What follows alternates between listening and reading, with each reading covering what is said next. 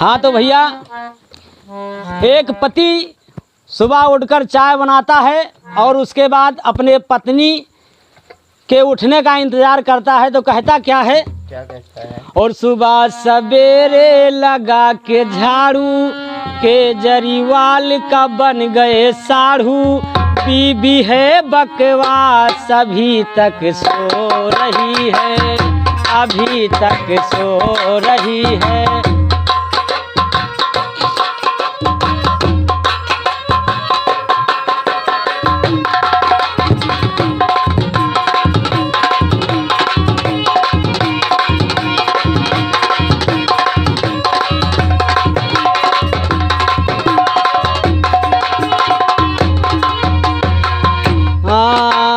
सुबह सवेरे लगा के झाड़ू के जरीवाल का बन गए साढ़ू, बीबी है बकवास अभी तक सो रही है, अभी तक सो रही है।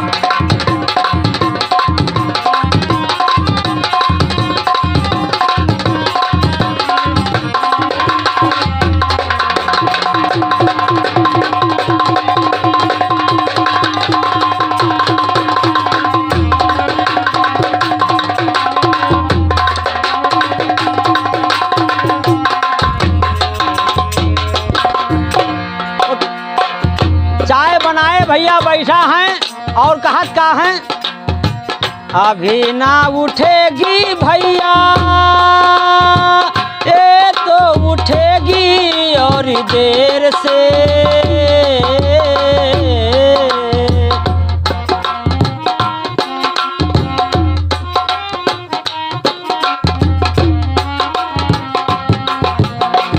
अभी ना उठेगी भैया, ओ तो उठेगी और देर से, जैसे जैसे उठेगी भैया चीखे चिल्लाए बड़ी जोर से।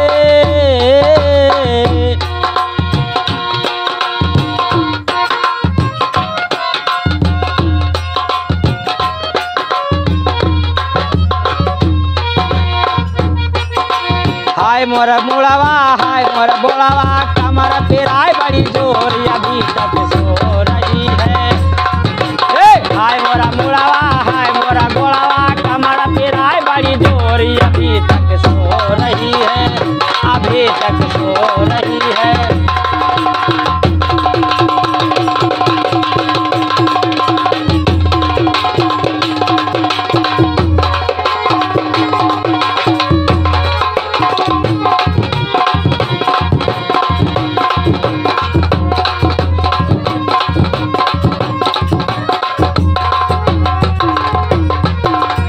दुआ दवाइया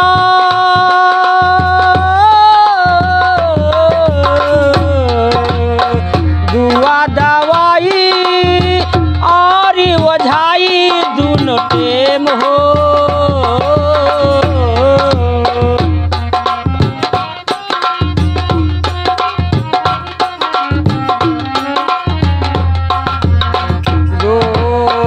दुआ दवाई ओझाई दोनों टेम हो, दूर दूर से ओझा, ओ दूर दूर से ओझा चोरे चुहारी चारों ओर हो। गयन कचाई गयन बिलाई रहना गायक पाई अभी तक सो रही है, अभी तक सो रही है।